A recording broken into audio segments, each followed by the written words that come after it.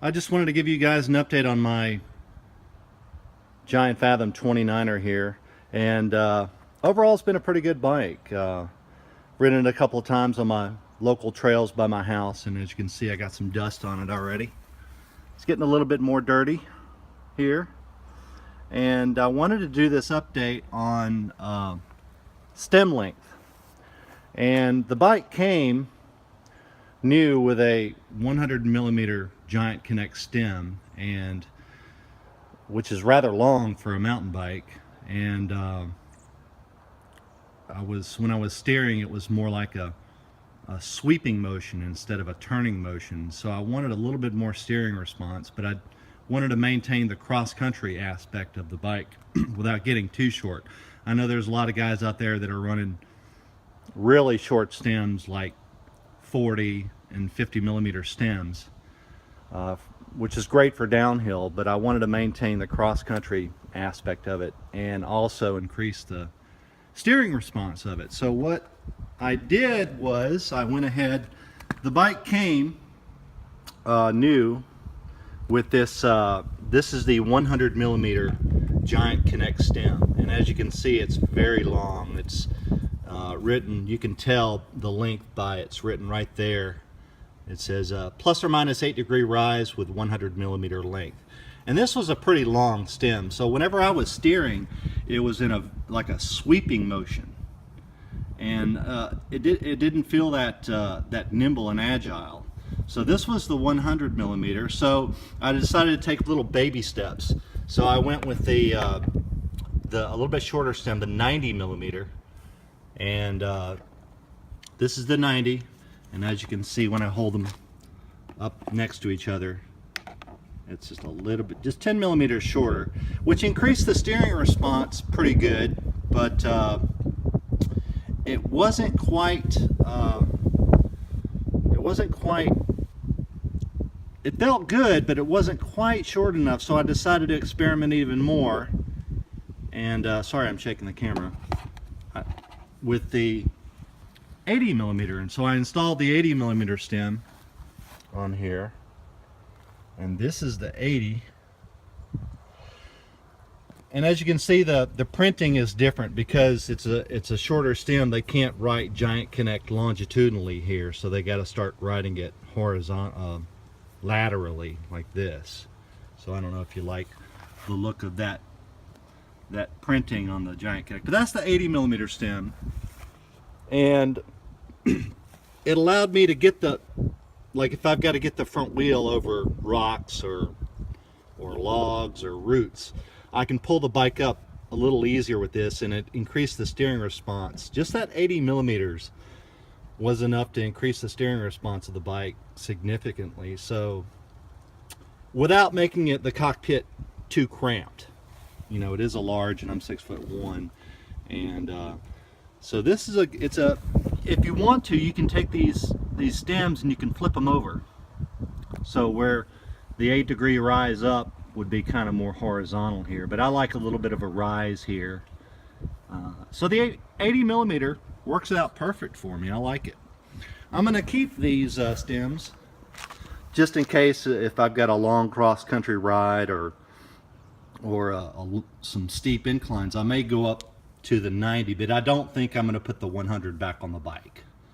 Or if I sell the bike to a larger person that wants a longer stem, I'll keep it. But that's what they look like, and that's the boxes that they come in. And these stems are priced pretty good, $30 from, you can just Google Giant Connect stem, and 30 bucks. They make these stems as short as 60mm and all the way up to 120mm. So it's a pretty good range on these stems. I could have gone with an aftermarket stem, a short aftermarket stem, but I wanted to keep the clean stock look of the bike. I didn't want to modify it. I wanted to keep that stock look. I think it's a good looking stem. So that's the 80mm stem. A couple other things on the bike here. One person in the comment section of my first video, they mentioned, does it have a hole for a dropper post? And the answer is yes. It's got a rubber cover right here and you can take that cover off and you can run your dropper handle in through the other side over here, around and through here, down the tube, and out the bottom there, around the bottom bracket, and in that hole right there. And it's got a little rubber cover here, and I put a couple of pieces of black tape just to, I'm not going to put a dropper post, but just to, it's kind of loose in there, so I put a couple of pieces of black tape just to secure it, to keep it from falling out. A couple other things about the bike is well, the Shimano disc brakes. I like how the caliper is mounted between the chainstay and the seat stay. I like it. It's a real clean look that way, instead of being mounted up here on top. I thought that was a neat aspect of the bike. And what else did I do to it? I brought my brake calipers in about 1 inch on both sides. Let me turn the bike around again.